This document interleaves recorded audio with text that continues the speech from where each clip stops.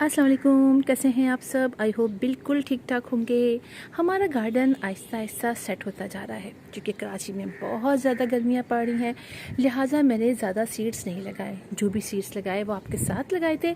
और आज मैं आपको जल्दी से दिखाती हूँ कि जो हमने कॉर्न लगाए थे, सदाबहार लगाया था और लॉन्ग यार्ड बीन्स लगाई थी और अरवी लगाई थी, वो सब माशाल्लाह से निकल रही हैं।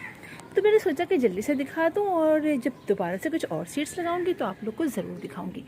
यहाँ आप देखिए कितने प्यारे प्यारे से हमारे कॉर्न के बहुत सारे प्लांट्स निकल आए हैं।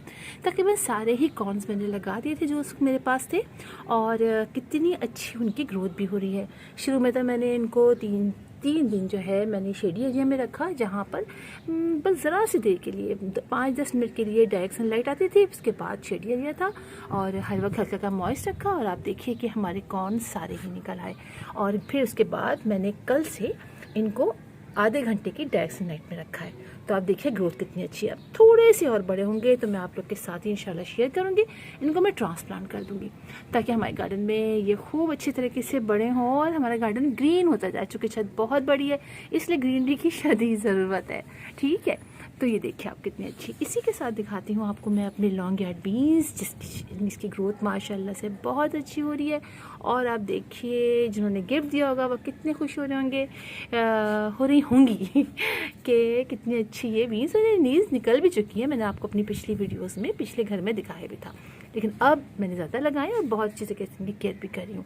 साथ ही देखिए अरवी के ये देखिए, ये दिख रहा है आपको, छोटे छोटे से प्लांट्स भी निकलने शुरू हो गए हैं। और बाकी जो 3 अरवियाँ थी वो ख़राब हो गई।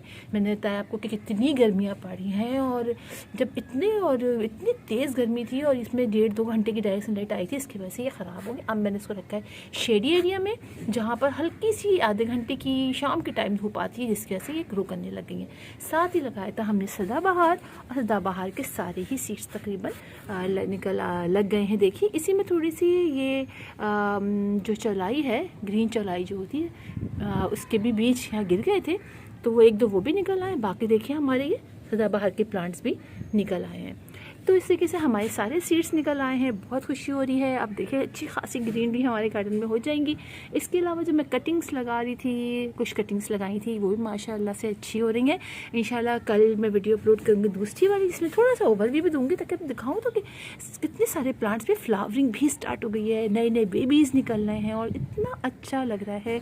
और मैं साथ साथ अपने प्लांट्स को जहाँ जहाँ जगह है वहाँ रखती भी जा रही हूँ, देख भी रही हूँ कौन सा ख़राब हो रहा है, कौन सा ठीक हो रहा है। मदर ऑफ 1000 में तो इतने बेबीज़ हो निकल आए हैं कि मैं अब फेंक रही हूँ, यकीन जाने। अब मेरे पास जगह नहीं बची है। हर प्लांट के अंदर इतने इतने इसके बेबीज़, ये देखिए पीछे, ये देखिए। और होते इतने प्यारे हैं कि यकीन जाने फेंकने का दिल भी नहीं करता है, लेकिन क्या करूँ, फेंकना तो पड़ता है इसलिए कि इतने ज़्यादा इन्होंने अपने हर पॉट के अंदर अपना घर बना लिया है। तो ये हो गई बात। तो इंशाल्लाह फिर हमसे मुलाकात होगी किसी और वीडियो में, किसी और टॉपिक के साथ। तब तक के लिए अल्लाह हाफिज़।